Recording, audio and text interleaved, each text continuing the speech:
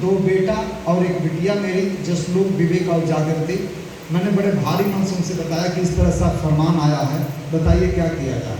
Madam ने मेरे से बताया कि देखिए जी, मैं पढ़ी लिखी नहीं हूँ। अब मेरे को एक चीज़ सिखाया गया है कि जब लड़की जाती है ससुराल में तो उसकी डोली जाती है और वहाँ से अर्थी निकलती है, इससे ज़्यादा मैं नहीं जानता। दूसरी चीज़ ये मैं जानती कि आप वही मेरे सब कुछ हो, आप पेड़ के पास रहोगे तो वहाँ भी जाऊँगी, यहाँ रहेंगे तो वहाँ भी रहूँगी, लेकिन एक चीज़ याद रखना कि ये घर मेरे मंदिर से कम नहीं, बाकी आपकी मर्जी। मैं कहा कोई बात नहीं, विश्वास है ना मेरे को, कहा कि आँख मूंद के विश्वास है, फैसला आप जैसा लीजिएगा मैं चलूँगी। तो मैं लेकर के दोस्त बुधवार को मैं पैदा हुआ था। मैंने बाबू जी से बोला कि पिताजी बुधवार को मैं निकलूँगा घर से। उनको भी यकीन नहीं था कि लड़का ऐसा सोचेगा, क्योंकि रंग ऐसा चढ़ गया था और वो रंग जो कि 1.5 महीने से समझा रहा था, नहीं समझ में आया। एक किताब, एक कैसेट और एक सेमिनार में ऐसा रंग चढ़ा दिया। समझ में आ रही बात? मैसेज यहाँ ये है कि ज्वाइनिंग होती है प्लान दिखाने से, डिसीजन होता है ऐसे ऐसे सेमिनार में। बात समझ में आ रही है? वही सुरेश था, क्या समझ रहा था, वही सुरेश सब कुछ छोड़ने के लिए तैयार हो गया एक सेमिनार की वजह से।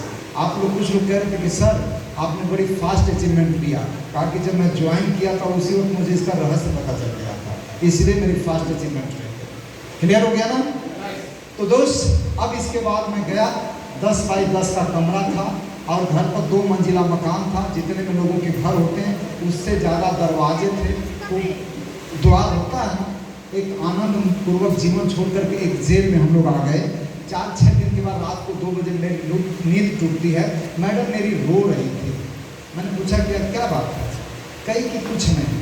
दूसरे दिन मैं पूछा कि बताओ बात क्या थी? कहा कि बात ये है कि जहाँ हम थे वहाँ पर 2 मंजिला मकान था, इज्जत थी, यहाँ हम लोग किराएदार बन करके रह रहे हैं। 10 बाई 10 का कमरा है और आप प्लास्टिक में चावल, दाल, आटा लेकर के आए। इसी पर मुझे रुलाई आ रही थी कि क्या भगवान, ये हम लोग अपनी महल खुद ही आग लगा दिए। मेरे को ये बात दोस्त यहाँ लगी थी। मैंने कहा था यार कि जिस दिन तेरे को सिंदूर मांग में डाल करके लाया था ना, ये दिन तेरा सुख तेरा दुख मेरा हो गया। तो याद रखना विदिन 1 ईयर तुमको सारा गिफ्ट देंगे। दोस्त 9 महीने में रॉयल्टी आई। स्कूल से मैं आता था, कमरा ऐसे जगह सेलेक्ट लिया था जहाँ स्टेशन था, लेकिन वो सिलेक्शन लोगों को बड़ा बुरा है कि गया भी तो शहर में क्यों नहीं गया। मैं अपने नज़रिए से सब कुछ देख रहा था। वहाँ चैनल वो पकड़ रहा था नेटवर्क, तो उसको मैंने सेलेक्ट किया। बगल में विद्यालय था, स्टेशन था, घर था, सब कुछ नज़दीक था, इसलिए मैंने उसको सेलेक्ट किया। और इसके बाद 9 महीने में रॉयल्टी लिया और इसके बाद 10वें महीने में एक ज़मीन खरीदा 8 बिस्सा 4 मंडा का।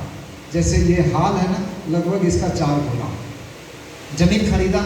लोगों को विश्वास ही नहीं रहा था कि सब हो कैसे रहा, लेकिन मुझे पता था कि ये कैसे हो रहा। और ये सब तो अभी पार्टी शुरू हुई है।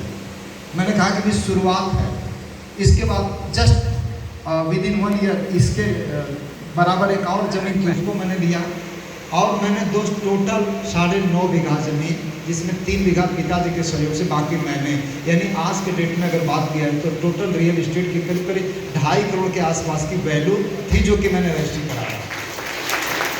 15 दिसंबर 2021 को एक मैंने रजिस्ट्री कराया और वो रजिस्ट्री लोगों को चुभने लगी कि इसको हो क्या गया। इस साल हर साल रजिस्ट्री कराता 30-35 लाख का। ये चीज़ तो गलत है। मैं कहा कि ये अपने लोगों के लिए मज़ा है और दुश्मनों के लिए अगर ये सज़ा है तो ये सज़ा अभी शुरुआत है। ये सज़ा और भयंकर होने जा रही है, क्योंकि अभी तो पार्टी कह रहे थे कि साला एक टीचर ऐसा नहीं करता है। एक टीचर इतना खुंखार रूप नहीं लेता है। वो तो लास्ट में रिटायर्ड होते हैं लोग, तो गाड़ी वाड़ी खरीदते हैं। इस साला आया 2016 में गाड़ी लिया, इसके बाद जो है ज़मीनें खरीद रहा है, मकान बनवा रहा है। ये साला टाई सूट में रहता है, फिट रहता है, खुश रहता है, कभी इसको रोते हुए हम लोगों ने नहीं देखा। तो कयामत आ गए दोस्त। सारे लोग जो दुष्ट टाइप के लोग होते हैं मिल करके कहे कि अब इसको रोको। मैं कहा कि फिर भी नहीं रोक पाओगे। एसपी के यहाँ गए, कहाँ गए, सब कुछ किए। मैं कहा जनाब एसपी साहब, ये मैंने प्रोफाइल दिखाया। मैं कहा कि ये लोग अपने जाल में लपेटना चाह रहे हैं, मैं आने वाला बंदा नहीं हूँ। तो क्या फिर मैं कहा इस ज़मीन को बंजर छोड़ दीजिए। कहा कि वो सब चाह रहे हैं कि न जोते, मैं तो मैं चाह रहा हूँ, मैं भी चाह रहा हूँ कि मैं ना जोतूँ। मैं जोतने में थोड़ी लिया हूँ, मैं तो दिखाने के लिए आऊँ कि अभी तो पार्टी नेटवर्क का पावर मैं बताने के लिए कोशिश कर रहा था। दोस्त मेरा इंटरेस्ट नहीं है कि मैं इसमें जोतना बोना है। इसके बाद उससे पीछा छुड़ा करके मैं अपनी दुनिया में मगन हो गया। और एक वो दौर था कि गांव वाले लोग पार्टी, जैसे शुरुआती दौर में जब मैं बैग लेकर के जाता था तो बोलते थे कि RCM जा रही है, और उधर से जब आता था तो कहते थे कि RCM आ रही है। मतलब मेरा नाम ही RCM रख दिया गया था। मेरे को RCM नहीं समझ में आता, मेरे को डायरेक्ट सेलिंग का पावर समझ में आ गया था। तो दोस्त ये मेरी एक छोटी सी परिचय रही कि आज के डेट में अभी जस्ट अगर मैं अपनी बात करूं, सर्कल की बात करूं, तो जैसे इंडिया के मैक्सिमम स्टेट में अपना बिजनेस है।